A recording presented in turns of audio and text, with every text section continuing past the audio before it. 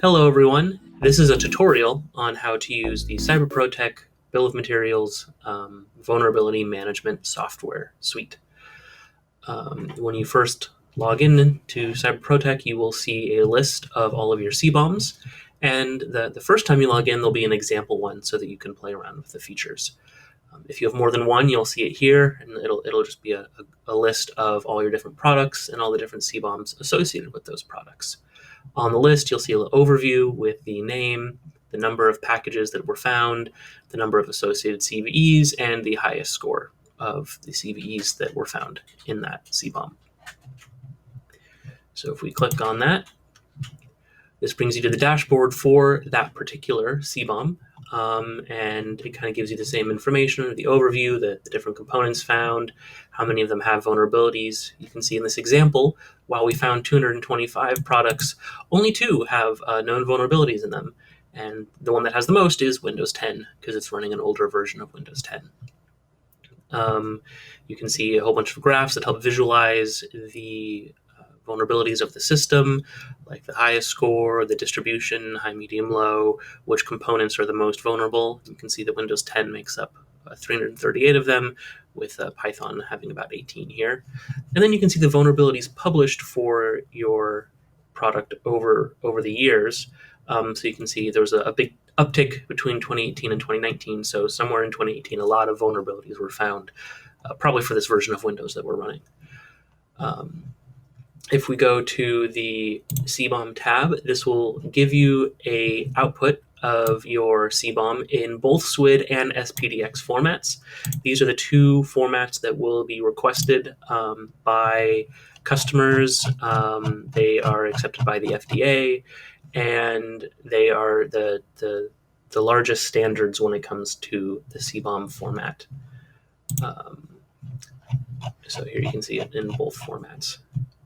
So you can click the download here on the upper right-hand side and download in either format and give it to your customers that ask for them if you wish. Going to the Vulnerabilities tab, we can see it's separated by product. And if we click on a product, we will see all the vulnerabilities associated with that product. Now, just because you found a vulnerability in a product, just because Protek has found a vulnerability in a product, doesn't mean that it's exploitable.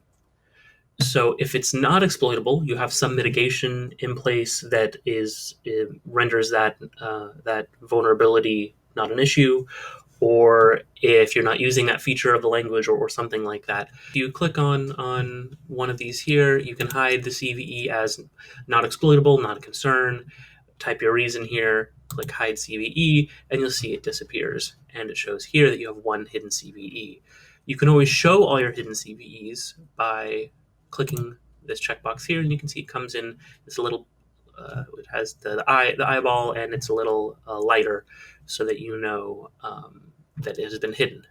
Let's hide this one too, and you can go through and do a risk analysis on each one of them and figure out whether it's exploitable or not, and if it's not, go ahead and hide it.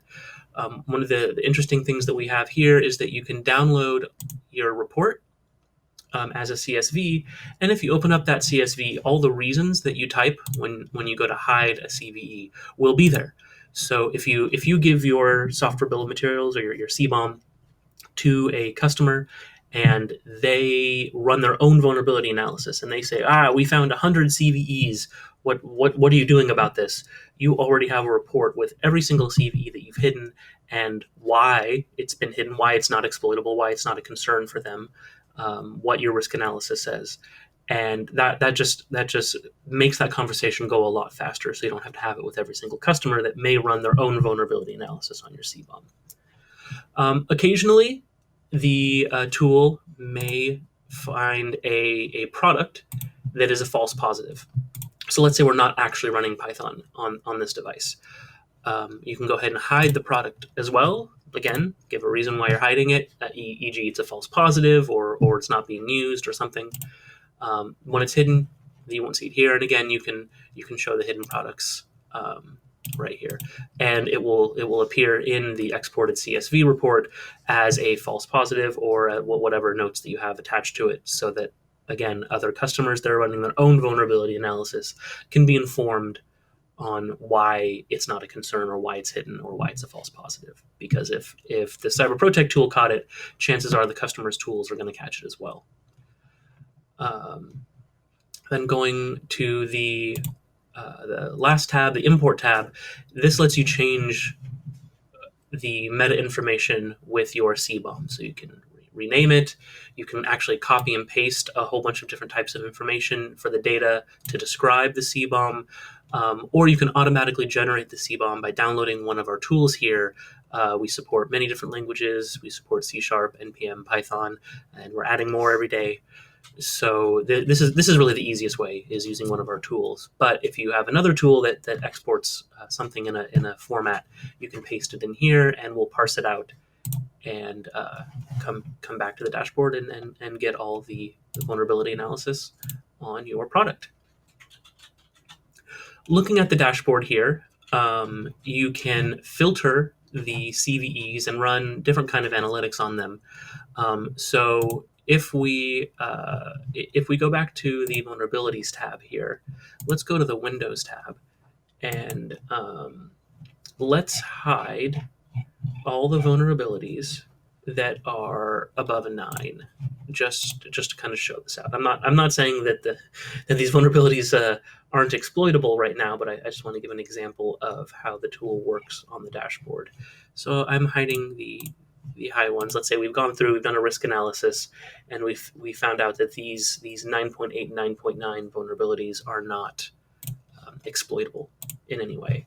So we're going through and we're hiding every one of them. So now that we've hidden those CVEs, if we go back to the overview screen, you'll see that this highest vulnerability score has gone from a 9.9 down to an 8.8. And since we've hidden Python, the component has actually disappeared here. We only have one vulnerable component, and it's just the Windows 10 version that we're running.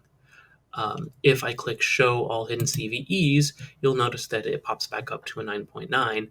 So you can see what your risk analysis has done to the overall score of the CBOM and the vulnerabilities that are in your device. If we show the hidden products, then you'll see the Python comes back, 2 vulnerable components, and all of those vulnerabilities are now accounted for. Now, let's say we have this under control, and we only want to know kind of what's been, we only want to know the new vulnerabilities that have appeared within the last year. So we can go back to January 2019. So this shows only the vulnerabilities that have happened this year. You can see we still have that 9.91 that was hidden, that was very high. And if we go to the vulnerabilities tab, it has also filtered out any vulnerability that is older than this year. So what this helps you do is kind of get a snapshot of the new vulnerabilities that have happened within a time period. So this is something you should do on a quarterly or a monthly basis. And like if we want to see only the new vulnerabilities that have happened since July of 2019, here are all the ones since July of 2019. Only the ones that have happened within the last week, since we're in August when we're filming this. These are all the vulnerabilities within the last week, and this helps let you stay on top of vulnerabilities as they come out, because they're always coming out, especially in August after DEF CON. If you have any questions, feel free to contact us at members@medisao.com or contact@cyberprotek.com, and we'll be happy to answer any questions you have. Also, love your feedback and feature requests, because that's what we're here at the end of the day to do, is to help make the vulnerability management of your product as easy as possible.